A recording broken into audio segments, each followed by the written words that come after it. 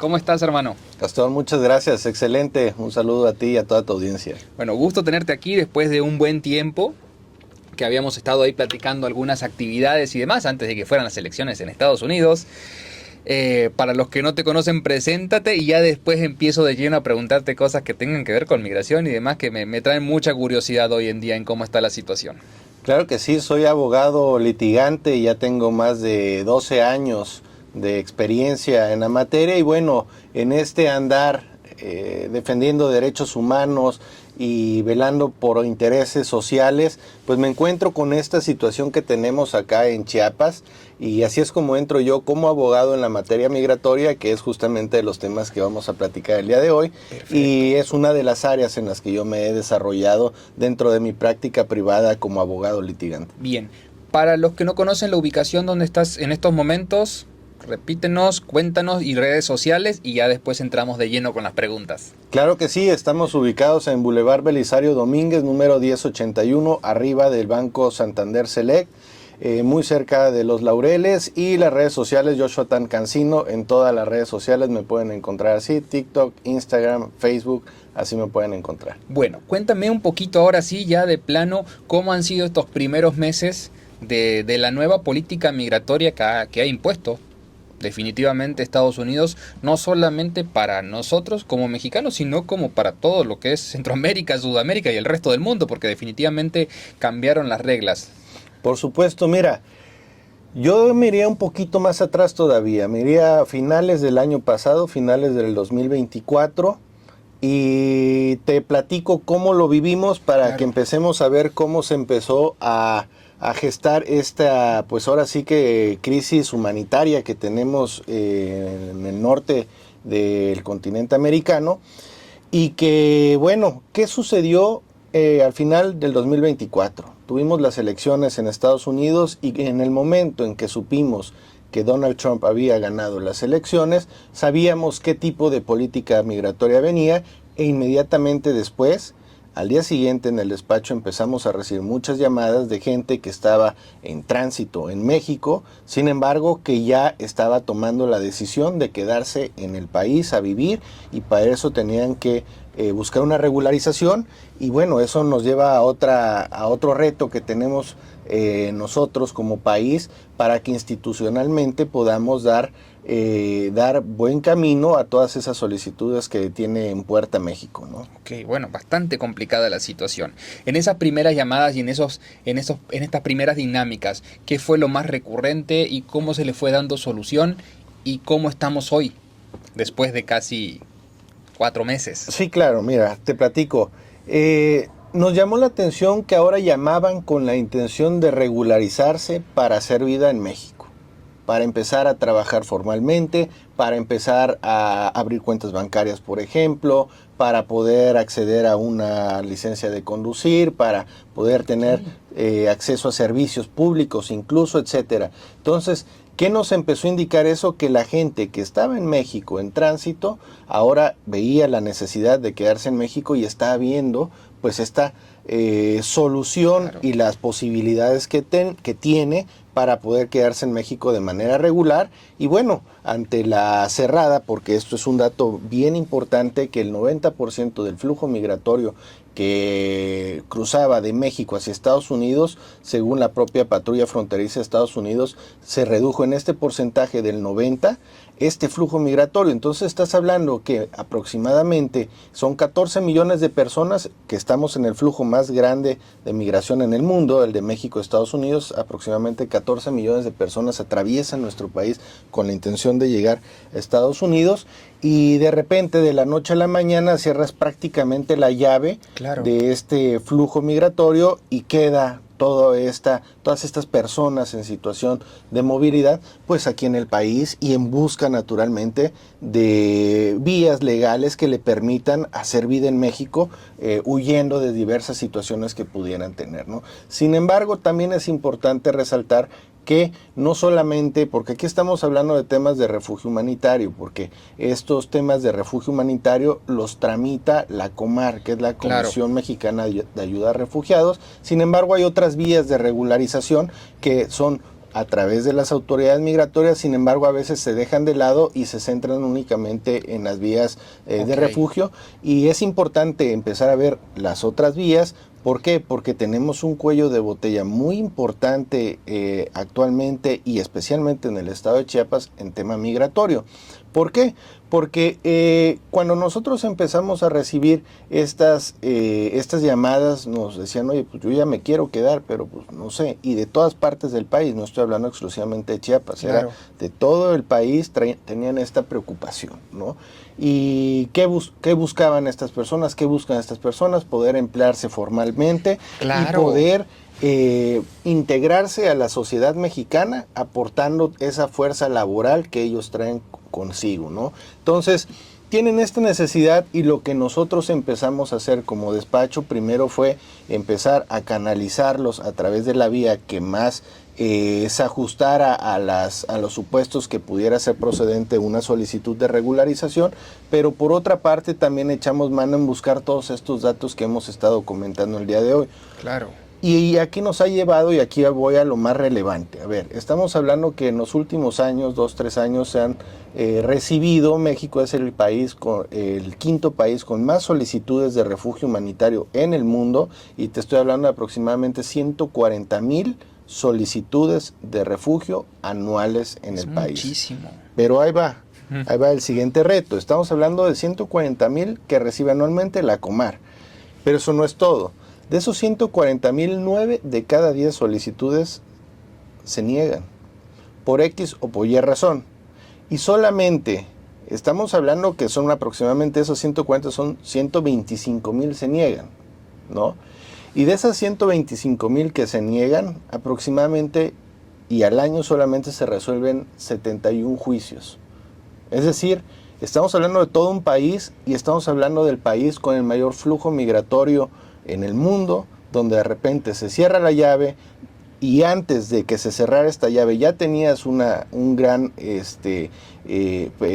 reto para poder sacar a buen puerto, claro, toda estas necesidades no institucionales que requieres, pero además que ahora le cierras la llave, y súmale que no hay programas integrales al momento. Sé que se están trabajando en programas para poder dar buen puerto a toda esta gente que se ha quedado acá y que busca poder sumar e integrarse a la sociedad mexicana. Sin embargo, hasta el momento no se ha echado a andar nada todavía, y tenemos este gran reto, ¿no? Tenemos a toda esta gente que no puede ni seguir avanzando ni lo va a hacer, pero ahora se queda en el país buscando una mejor vida, pero no encuentra la manera de regularizarse.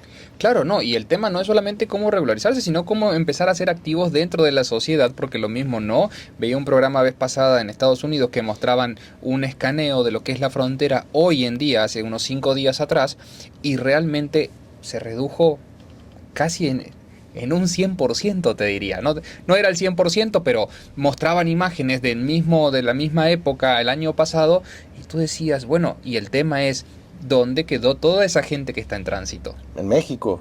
Y ahí va otra. Y el tema es qué se está haciendo y cómo se le está dando solución. Porque además también es un riesgo, porque bueno, hay factores, hay multifactores que justamente hacen que esa población esté en riesgo total todo el tiempo. Sí, es una porque población no tiene muy vulnerable. No tiene identificaciones, no tiene manera de trabajar formalmente por esta situación irregular que presentan, tampoco encuentran canalización adecuada, claro, y pronta para estas situaciones, y recordemos que es una población muy vulnerable, que está expuesta a miles de cuestiones y que necesita esta prestación de servicios institucionales a la inmediatez posible. Y además también, volvemos al estado de Chiapas, 8 de cada 10 de estas solicitudes, de estas 140,000, se presentan en el estado de Chiapas. Wow. Sí, entonces, son números alarmantes. Si ponemos todas estas cifras en contexto, pues podemos imaginar cuál es la situación que tenemos, no solo en el país, sino en el estado de Chiapas específicamente, y ahí es donde encuentra sustento y justificación este proyecto que estamos desarrollando de la mano de empresarios en el estado de Chiapas, con la finalidad de que a través del trabajo y de la integración a la fuerza laboral en el estado de Chiapas, toda esta población que busca integrarse logre esa canalización pueda emplearse formalmente y pueda acceder a todos los servicios que tiene por derecho que nuestra Constitución garantiza. Y además, cómo generar la dinámica importante, humanísticamente hablando, que no confronte a la sociedad, porque no es un tema menor. Cuando hay falta de trabajo en una población o en un lugar o en un estado, y a eso le sumas que hay mucha gente buscando trabajo que viene de afuera, en muchos lugares migratorios o de paso, como han sido mucho tiempo, se producen estos fenómenos que socialmente la gente empieza como a ser menos receptiva con el migrante, no con la persona en tránsito, como le llaman ahora. Por supuesto, sin embargo, nosotros creemos, como en cualquier ámbito de nuestra vida, que la competencia siempre es muy buena, ¿no? La competencia, incluso en materia laboral, en materia de negocios, etcétera, es muy buena porque esto nos permite a nosotros poder desarrollarnos e impulsarnos como propia sociedad hacia adelante y no quedarnos estancados como normalmente apreciamos a nuestro propio estado. Quizá esto incluso pudiera ser un impulsor a Claro. que despertemos ese ímpetu de competir y desarrollemos esas habilidades laborales y de trabajo que estamos buscando, porque justamente, pues si ellos están encontrando estos espacios laborales es porque alguien no los está ocupando a pesar Claro. de que están las vacantes, ¿no? Entonces, y además de eso, yo he platicado con estos empresarios y son muy receptivos en el aspecto de saber que es todo un proceso, porque pues llevar un procedimiento de regularización de inicio a fin es un procedimiento de casi un año a veces, y que no es solamente un juicio o una simple solicitud, sino pueden llegar a tomar hasta 6, 7 juicios en ese año, ¿no? Porque son entre juicios de amparo, juicios contenciosos administrativos, etcétera. Es un proceso bastante laborioso, largo. Sin embargo, los empresarios son conscientes de esto y dicen, ¿sabes qué? Yo estoy consciente de esto, e incluso algunos dicen, yo voy a financiarlo para que se regularicen, porque Claro. son buenos trabajadores, porque se están poniendo la camiseta, se están integrando y están aportando. Entonces creo que también nosotros tenemos que decir, oye, ¿sabes qué? Hay estas oportunidades, tenemos que aprovechar todos y que esto nos sirva a todos para seguir impulsándonos y desarrollándonos como sociedad, para que esto nos lleve a un lugar mejor de manera comunitaria, por así Claro, decirlo, ¿no? sí, sin lugar a dudas. Bueno, varias preguntas que van surgiendo justamente sobre este tema. Primero, creo que también ahí la ley va a tener que flexibilizar un poquito, porque actualmente en cada empresa, cada 10 personas, puede haber una persona extranjera trabajando. Tendrá que flexibilizar de alguna dinámica o de alguna forma ese punto. Pero la otra es cómo aconsejar o qué tips darles a todas las personas que están en tránsito con respecto a estos famosos coyotes que andan dando vuelta y les dicen que van a hacerle trámites, que en 2 meses van a tener su naturalización, o en un mes van a tener su credencial de residencia. ¿Por qué es tan importante de que investiguen y que... Claro, mira, es bastante triste cuando me llegan casos que les prometieron, como tú bien dices, tenerle la residencia permanente en 3 días, ¿no? Y que ya le cobraron, Y además. que ya cobraron por adelantado. Mira, eso es imposible, porque para poder lograr eso por la vía legal tiene un proceso. No es así de la noche a la mañana te emiten eso. A veces incluso ellos mismos, estos defraudadores, porque no son otra cosa que eso, entregan las propias tarjetas, y eso tampoco es posible. ¿Por qué? Porque esas tarjetas pues no te las da cualquier persona. Tú tienes que irte a tomar tus fotografías, tus datos biométricos ante la autoridad migratoria, y ellos te la expiden y ellos te lo dan en la mano. Claro. No cualquier persona te la da en la mano, ni se imprime en cualquier lado, ¿no? Entonces, además de ser un documento oficial y que es un delito, ¿no? Utilizar una identificación falsa, lleva otros problemas si decides irte por ese lado, además de que es un fraude normalmente, ¿no? Normalmente es un fraude, y que además tienen que saber ellos que es un procedimiento que va a tomar su tiempo dependiendo de la vía por la que se vayan a vertir, ¿no? Claro. Y muchas veces les gana las promesas, ¿no? Lo fácil, y bueno, a veces lo que parece muy bueno o muy fácil seguramente no es real, ¿no? Entonces hay que ser conscientes que es un proceso, es una solicitud, hay que llevar un proceso administrativo, posteriormente un juicio, y en ese lapso pueden haber un sinfín de juicios pequeños, que son juicios federales que hay que llevar, juicios de amparo, para poder ir garantizando y que vaya caminando el asunto. Es decir, no es nada más que de un día para otro te lo vayan a expedir así nada más, ¿no? Entonces es importante tener en cuenta esto, también que se informen, porque hay información en redes sociales, también hay mucha desinformación. Les aconsejo que pues revisen, ¿no? Que sean páginas oficiales, incluso de las propias autoridades migratorias, porque hay información muy valiosa ahí también, de las agencias,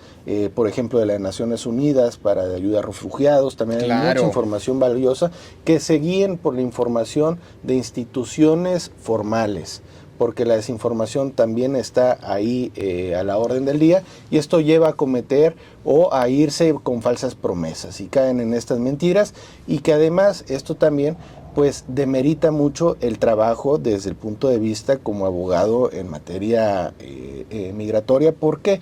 Porque al final de cuentas pues ellos ostentan como abogados, pero realmente no están haciendo ningún trabajo legal, ¿no? El trabajo legal es irse a juicio, es irse a pelear en los tribunales, no es sacar de quién sabe dónde una tarjeta, ¿no? Entonces, no demeritan y empiezan a ver al abogado de esa manera, y creo que se ve reflejado justamente en estas cifras que te digo. A ver, tenemos 71 juicios que se resuelven al año en el país que recibe el mayor flujo migratorio en el mundo. ¿Cómo explicas eso? Claro.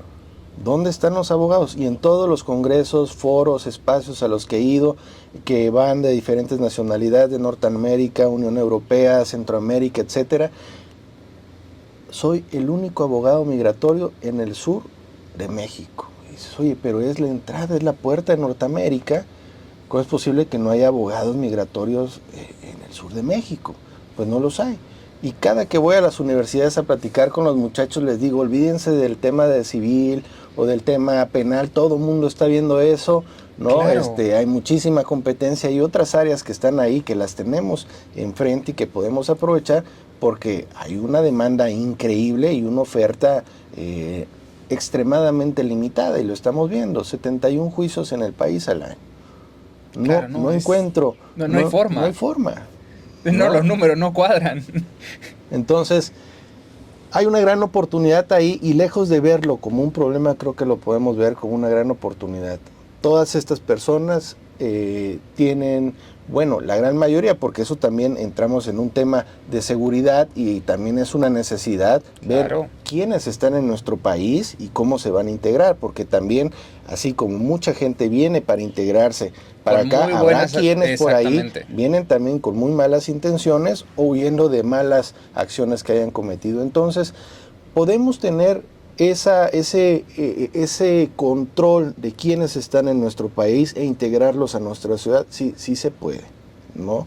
Ahí están los espacios, esto contribuye para que nosotros podamos crecer como sociedad, pero además también que podamos sufragar esta gran crisis humanitaria que tenemos en puerta y que todavía no hemos visto cómo ha crecido y al final de cuentas explotado. ¿Por qué? Porque esto es reciente, tiene 2 meses que finalmente se concretó este cierre completo en enero de este año del 25, entra Donald Trump, se concreta, se cierra la frontera, y bueno, apenas estamos viviendo los primeros meses de este corte del flujo migratorio y de este taponamiento que tenemos y que tenemos que procesar nosotros como país. Sí, bueno, es que son muchos temas, hay muchas aristas para trabajar, hay muchos temas que ver, y también justamente, ¿no? Esta unión entre gobierno, sociedad, y hacer esta mancuerna para generar esta dinámica urgente de acciones inmediatas, porque definitivamente tú ya, como uno que puede recorrer por ahí Tapachula, Huixla, Tonalá, Pijijiapa, Anarriaga, ya son pueblos que han crecido exponencialmente de gente que ya ha decidido quedarse ahí. Y la gran mayoría están de manera irregular. Ese es el otro tema. Ya tienen incluso hijos mexicanos, muchos ya tienen hasta nietos a veces, que ya son generaciones. Y es un tema muy delicado, muy delicado. Porque no sabemos quiénes son, no podemos garantizarle sus derechos porque ante no poder tener acceso a este derecho a la identidad que le da la regularización. Que eso es una parte fundamental. Me no gustaría puedes garantizar que esos hagamos derechos. énfasis en esa parte, ¿no? Okay. De justamente eso, el derecho a la identidad, que sí se genera, pero que es importantísimo que se busque. Porque no hay forma de censar, no hay forma de controlar una vez que ya están dispersos dentro del país, dentro del mismo estado, dentro de las mismas ciudades. Entonces, a veces te toca y tú dices, bueno, sí, me encantaría echarte la mano, me encantaría darte chamba, pero ¿cómo te doy chamba si mañana podría tener un problema legal gigantesco? Por supuesto. Y justamente ahí es donde nosotros, tanto como iniciativa privada, también como autoridades, como empresarios, tenemos que trabajar de la mano. Incluso la academia ha estado trabajando intensamente en estos temas y estamos viendo cómo integrar todos los esfuerzos para poder sacar a buen puerto este gran reto que tenemos como Estado. Y tú mencionabas hace rato algo que también es bien importante y que cabe destacar, que ya se está trabajando en eso, que es una restricción que tenemos en nuestra normativa nacional respecto al número de empleados o de trabajadores que puede tener una empresa, ¿no? Sin embargo, esta limitante responde a una realidad, a un contexto previo a la entrada del país a un contexto globalizado, ¿no? Un tratado de libre comercio, etcétera. Entonces, dejas sujeto a las empresas, al empleador mexicano, a esas restricciones previas a un modelo en el que se buscaba justamente ese intercambio, ¿no? Y que ahora, pues bueno, tenemos no solamente esa normatividad bastante rezagada, que hay que actualizarla naturalmente, claro. Sin embargo también tenemos esos retos institucionales de canalizarlos y de darles la mejor canalización, porque es eso también, muchas veces ante la falta de información, pues toman vías incorrectas o plantean su caso de manera errónea, ¿no? Porque dicen, bueno, solamente es presentar una solicitud, sí, pero tienes que saber qué tienes que expresarle a la autoridad, ¿no? Claro. Tienes que expresarle todas esas cuestiones por las que tú consideras que tú eres susceptible al refugio humanitario, y a veces pues se pasan por alto justamente porque las personas no conocen de estas cuestiones legales, ¿no? Y claro, pues no termina de mover puerta estas solicitudes, cuando si se hubiera presentado desde un inicio de manera correcta, muy seguramente se hubiera caminado bien, ¿no? Entonces, ese es otro reto, ¿no? Y es un reto masivo. Sí. Es un reto masivo de cientos de miles de personas, estamos hablando, que al final de cuentas lo necesitan ya, y justamente eso es lo que estamos ocupándonos en este momento. Perfecto. Entonces, vamos a repetir redes sociales y ubicación justamente para que todas las personas que tengan duda, que tengan consulta, puedan comunicarse al despacho y demás, y justamente interiorizarse y saber justamente cuál es la dinámica. Y además cuéntanos cómo es la dinámica. ¿Te llaman? ¿Tienen que asistir por teléfono? ¿Cómo se da este primer acercamiento? Claro que sí, nos pueden contactar en la página de internet www.tancancino.com y en mis redes sociales Joshua Tan Cancino o Joshua el Abogado en TikTok, Instagram y en Facebook. Ahí me pueden encontrar, nos mandan un mensaje y nosotros nos ponemos en contacto con ustedes y empezamos a darles la atención que necesitan. Bueno, ahora vamos a tocar un tema que no es menos importante. Vienen unas elecciones históricas para el país, este 1 de junio, y hay mucha desinformación también. Y eso es una parte preocupante, porque ya estamos en abril, es decir, mayo o junio, estamos a la vuelta de la esquina. Esta elección sobre jueces y demás, cuéntame un poquito, porque además tú viviste el proceso, cuéntanos un poquito de cómo viviste el proceso, cómo fue este proceso y en qué etapa estás ahora. Sí, justamente, mira, ¿qué es lo que vamos a vivir todos los mexicanos el próximo 1 de junio, domingo 1 de junio? Es una fecha histórica en la que todos los mexicanos tenemos la oportunidad de seleccionar a nuestros juzgadores federales. ¿Quiénes son nuestros juzgadores federales? Se preguntarán, porque muchas personas desconocen cómo está integrado el Poder Judicial de la Federación, y tenemos desde jueces federales, que son los jueces de distrito, los magistrados de circuito, también los tenemos a todos los magistrados en materia electoral, a los ministros de la Suprema Corte y ahora también a los que estarán integrando este Tribunal de Disciplina, que es el órgano de disciplina que estará rigiendo al Poder Judicial de la Federación a partir de esta reforma. ¿A qué responde esta reforma?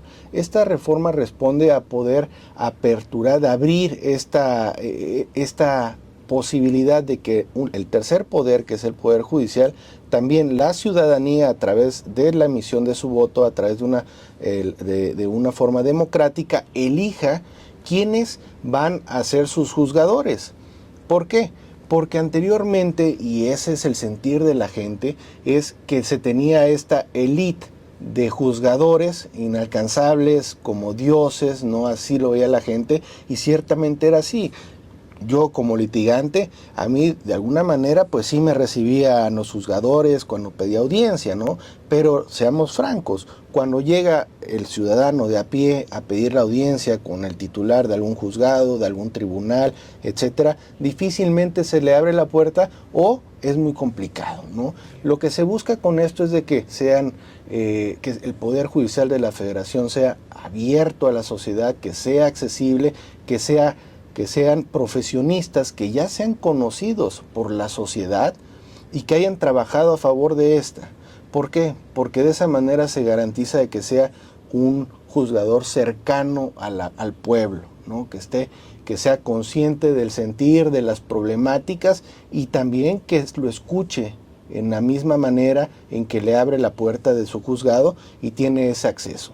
Entonces, con este proceso electoral que vamos a concretar el 1 de junio, se van a elegir diversos cargos. La ciudadanía va a tener 6 boletas para elegir diversos cargos y los que ya mencionábamos.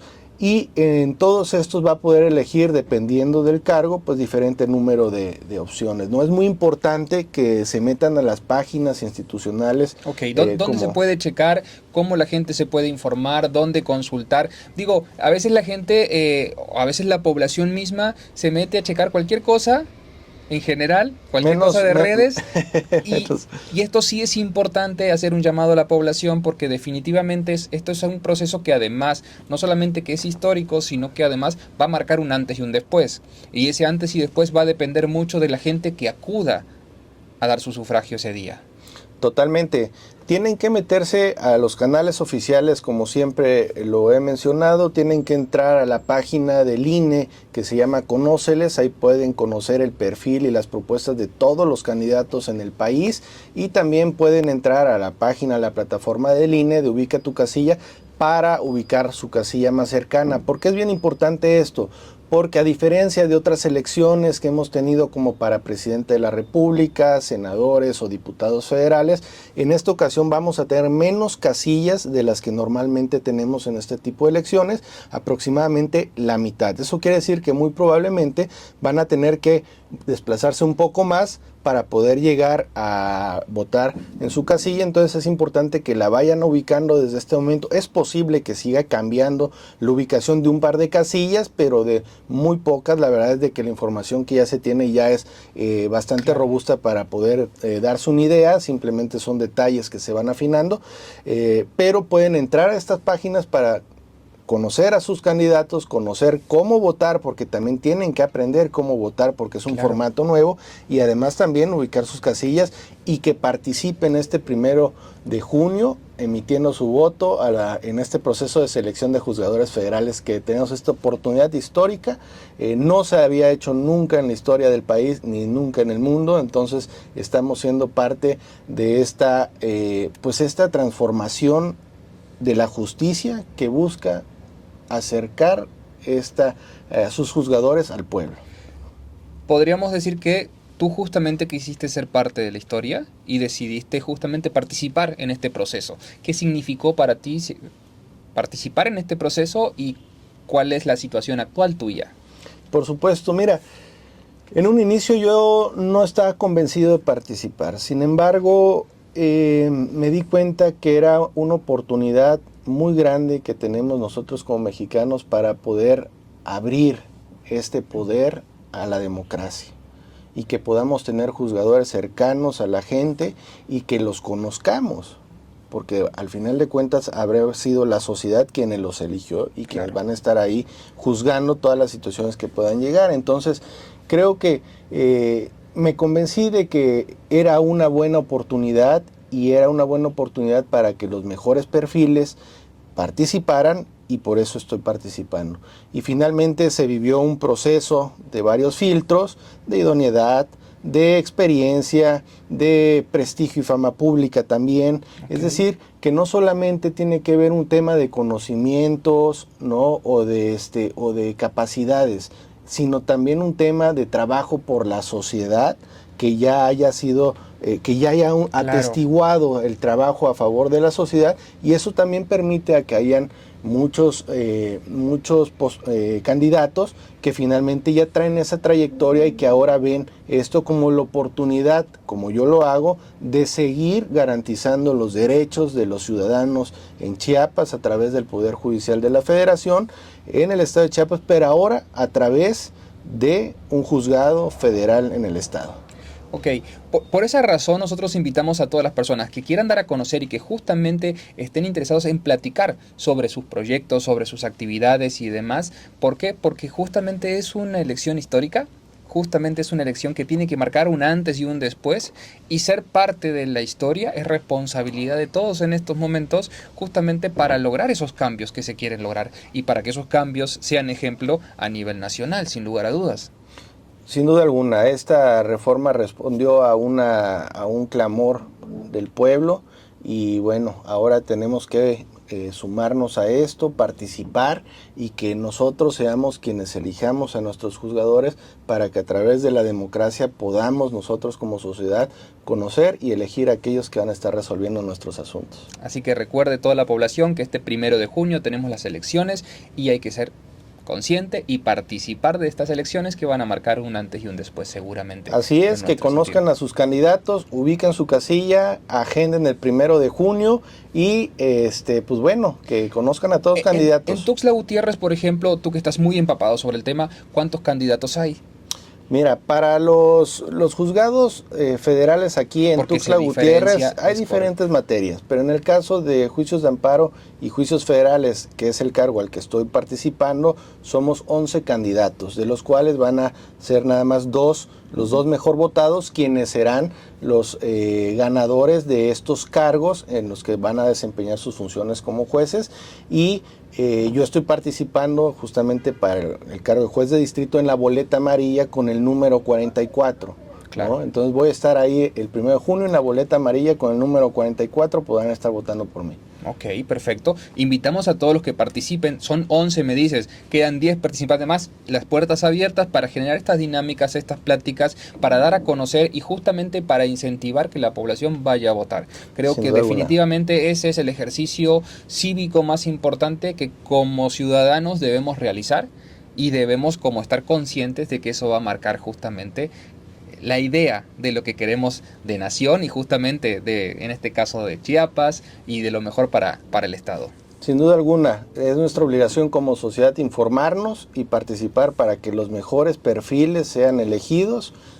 Métanse a las páginas, conozcan todas las propuestas de los candidatos y elijan al mejor, para que el 1 de junio sea una fiesta cívica, que sea un éxito democrático y hayamos formado parte de un día histórico. Joshua, redes sociales nuevamente para que te podamos seguir, para que podamos consultar, para que podamos platicar, para que todas las personas que estén en tránsito puedan averiguar, y para todos aquellos que te quieran conocer también te conozcan, porque hay un currículo extenso, tienes mucha experiencia, eres muy joven, tienes mucha experiencia en el ramo, entonces, y estás constantemente capacitándote, que esa es una parte, creo que, de lo que hablamos muchas veces, de la nueva generación de abogados, de justamente esta dinámica más social, más cercano a la gente y no tan desde el despacho, ¿no?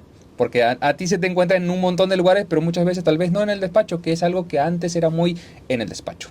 Ciertamente, y dando continuidad a esta accesibilidad, podemos estar platicando a través de nuestras redes sociales, que es Joshua Tan Cancino, Joshua el Abogado, en Instagram, Facebook y TikTok, y en mi página www.tancancino.com, ahí están podemos escribirnos, vamos a estarles contestando y podemos despejarle cualquier duda en materia migratoria que tengan, podemos ayudarlos, y lo que buscamos es ser muy cercanos a nuestra ciudadanía, a la población que requiere que garanticemos sus derechos, y así es como lo hacemos. Gracias por el tiempo, gracias por la plática. Ha sido un placer como siempre, y las puertas de esta casa editorial abiertas. Muchas gracias a ti. Un gustazo.